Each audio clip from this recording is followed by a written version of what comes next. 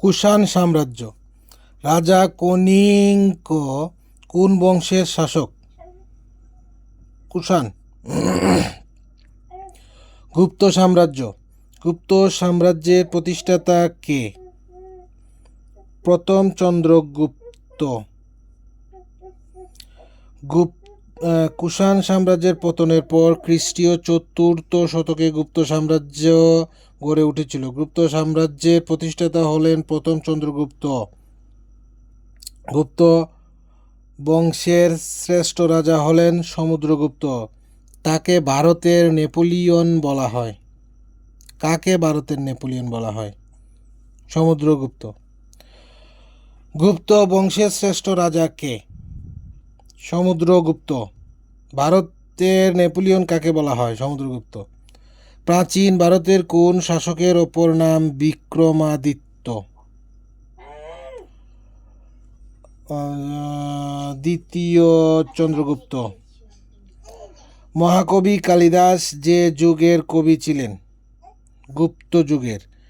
মেঘদূত কাব্য কার লেখা? কালিদাস। অমরকোষ কি জাতীয় গ্রন্থ? অভিধান। গুপ্ত বংশের শেষ শাসক কে? বিষ্ণুগুপ্ত অথবা জীবিত গুপ্ত। কোন যুগ প্রাচীন ভারতের স্বর্ণযুগ হিসেবে পরিচিত? গুপ্ত যুগ। পাটালিপুত্র কাদের রাজধানী ছিল? মৌর্য ও গুপ্ত। কোনটি প্রাচীন নগরী নয়? বিশাখাপট্টনম। বঙ্গ ও গৌড় রাজ্য। প্রাচীন বাংলার কতটি রাজ্য ছিল? 2টি। প্রাচীন বাংলায় কতটি স্বাধীন রাজ্য ছিল? 2টি। ষষ্ঠ শতাব্দীতে গুপ্ত সাম্রাজ্যের পতন ঘটে। ষষ্ঠ শতাব্দীতে সেই অস্থিতিশীল পরিবেশে 2টি স্বাধীন রাজ্যের উদ্ভব বা উত্থান ঘটে, যা বঙ্গ ও গৌড় নামে পরিচিত।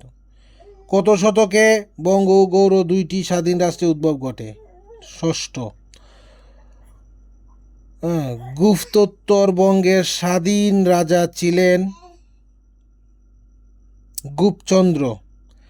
তাম্রশাসন থেকে জানা যায় গুপ্তচন্দ্র, ধর্মাদিত্য ও সমাচার দেব তাদের 3জন রাজা স্বাধীন বঙ্গ রাজ্য শাসন করতেন। তারা মহারাজা ধীরাজ উপাধি গ্রহণ করেছিলেন।